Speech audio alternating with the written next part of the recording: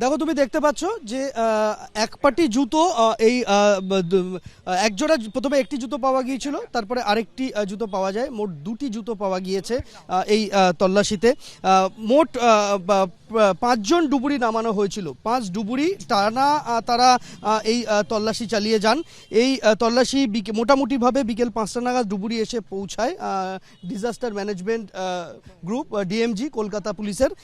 তাদের টিম আসে এখানে বিকেল 5টা থেকে। মোটামুটিভাবে সন্ধে 6:45টায় শেষ ডুবুরি উঠেছে এই যাদবপুর বিশ্ববিদ্যালয়ের এই ঝিল থেকে। এই মুহূর্তে তার ভিডিওগ্রাফির প্রক্রিয়া চলছে। যাদবপুর বিশ্ববিদ্যালয়ের ওই রাতে যে তিন নিরাপত্তা রক্ষী ডিউটিতে ছিলেন তাদেরকে আনা হয়েছে এখানে।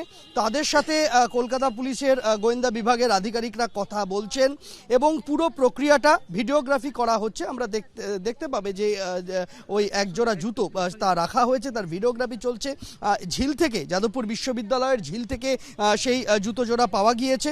তবে চশমার কোনো হদিশ কিন্তু এখনো পর্যন্ত মেলেনি।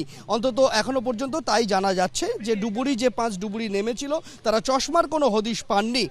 প্রায় 1.5 থেকে 1.25 ঘন্টা তল্লাশি চালানো হয় ডিএমজির তরফে। 5জন ডুবুরিকে আমরা দেখি এই ঝিলে তল্লাশি চালাতে এবং তারপরই এই এক জোড়া জুতো উদ্ধার হয়েছে। এখন তারই যাবতীয় যে প্রক্রিয়া সেই প্রক্রিয়া এই মুহূর্তে করা হচ্ছে।